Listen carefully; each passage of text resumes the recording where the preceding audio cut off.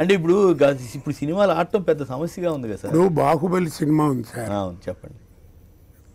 వాళ్ళు చెప్పారంటే అర్థం ఉందండి. ఆ సినిమా మనం చూస్తుంటే తెలుస్తుంది ఎంత రిచ్గా ఎంత రిచ్గా తీశారు, ఎంత గొప్ప సినిమా అనేది. అట్లా ఎవరైనా తీయమని చూస్తాను. ఓకే టెక్నికల్గా పెరిగింది అంటే అది ఏం టెక్నికల్గా పెరిగింది నాకు తెలియగలుగుతాను. విఠలాచార్య కంటే గొప్పవారండి వీళ్ళంతా.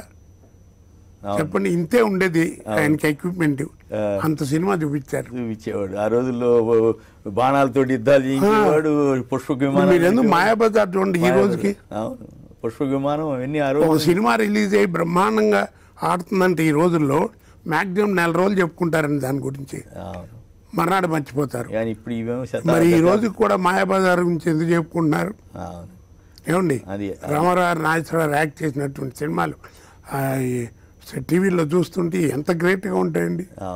ఆ మాయాబజార్లో రామలింగయ్య గారు వంగర్ గారు భోజనం చేసి వచ్చి తాంబూలా వేసుకోవడానికి ఆ తివాచి మీద కూర్చుంటే అది మడతపట్టడం, వీళ్ళు వెనక్కి దొయ్యటం, మళ్ళీ మడతపట్టడం, జంప్ చేయడం, తీమని చూస్తాను. ఇప్పుడు షాట్లు అంతా కూడా ఆ రోజులు ఏమి టెక్నాలజీ లేని రోజుల్లోనే చేశారు కదా. ఇప్పుడంతా టెక్నాలజీ, కంప్యూటరు ఇవన్నీ వచ్చిన తర్వాత ఇది పెద్ద అంటే వాళ్ళు మహానుభావులు అందరూ ఎందుకు గొప్పవాళ్ళు అయ్యారంటే సినిమాని సినిమాగా అర్థం చేసుకున్నారండి.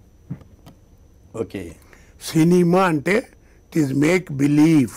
ఓకే, నమ్మించడం సినిమా. అది కరెక్ట్. అంతేగాని రోడ్ల మీద బడి గంతులేసి ఆడమని కాదు. మరి దర్శకుల్లో ఎట్లా ఉంది తేడా అప్పటికి ఇప్పటికి? ఇప్పుడు దర్శకులు ఎవరున్నారండి? ఆ దర్శకులు ఎవరు లేరు సార్. ఇప్పుడు మాక్సిమం పేరు చెప్పాలనుకుంటే మనం మామూలుగా వాళ్ళ పేర్లు చెప్పడం ఎందుకు కానండి, 5-6 దర్శకులు ఉన్నారండి అంతే పేర్లలో. అంటే ఎవరైనా సరే తలుచుకునేది 5-6 హీరోలు కూడా ఒక 5-6 ఉన్నారు అంతే.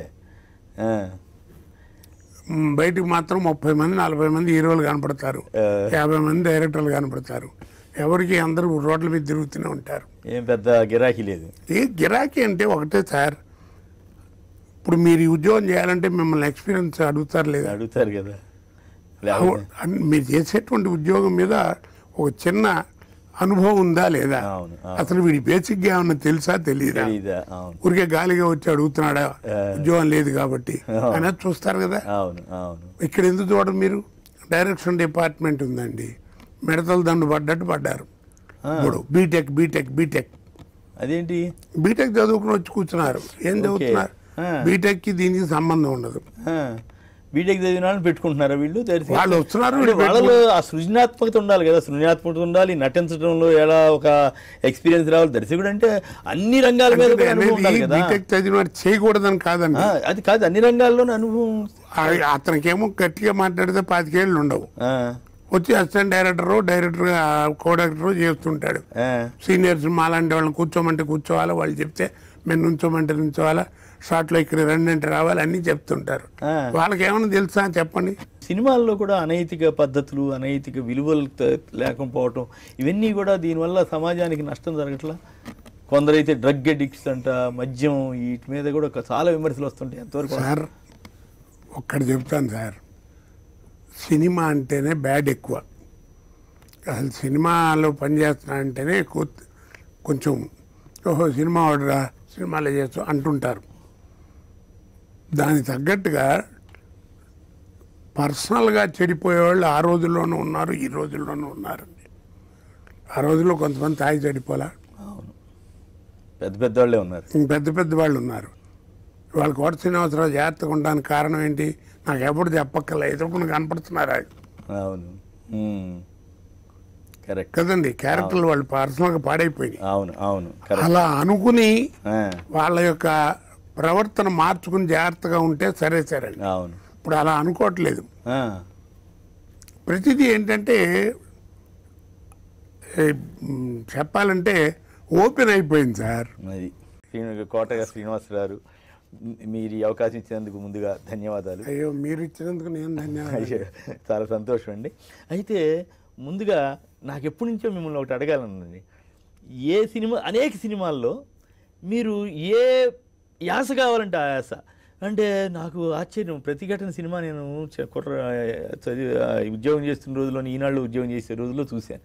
అప్పుడు మీరు చేసి అసలు మీరు మాకు తెలియదు నాకు తెలియదు ఈయన తెలంగాణ వాళ్ళేమో అనుకున్నంతగా యాస. ఆ తర్వాత అనేక సినిమాల్లో అనేక ప్రాంతీయ యాసలు మీరు ప్రదర్శించారు, మాండలికాలు వాడారు. ఎట్లా సాధ్యమైంది?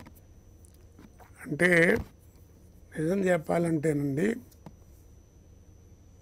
నేను సినిమా అనేది ఇది యథార్థం అండి. మీరు మనసులో మాట అన్నారు కాబట్టి కరెక్ట్, నా మనసులో ఉన్న మాట చెప్తున్నాను. సినిమా అంటే భయం, యథార్థంగా అండి. నేను ఎప్పుడూ కూడా సినిమాకి ట్రై చేయలేదు. నాటకాలు ఎంతసేపు 24 గంటలు నాటకాలు, ఇంట్లో వాళ్ళతో తిట్లు తింటాం, పిల్లలతో తిట్లు తింటాం, వాళ్ళకి రాకపోవటం, రోజు రాత్రి 12, 1 గంట ఉద్యోగం సరిగా వెళ్ళకుండా.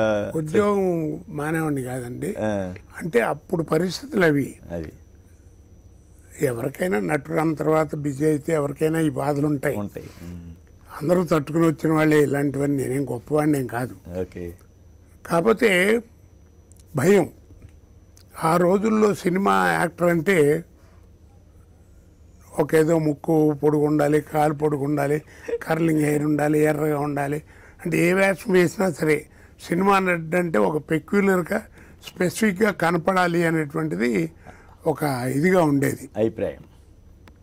అప్పుడు ఇంకా ఇప్పుడంటే మేకప్లో వేసి కొంచెం నలుపు ఇరిగాను, కానీ అప్పుడు ఇంకా కాస్త నల్లగా ఉండేవాడిని. ఓకే. ఈ అవతారంతో వెళ్ళి సినిమా వేషం అడిగా అనుకోండి, నీ ముఖం ఎప్పుడన్నా అద్దంలో చూసుకున్నావుట్రా అని ఎవడన్నా అంటాడేమో. ఎందుకు ఆ మాట పడాలి?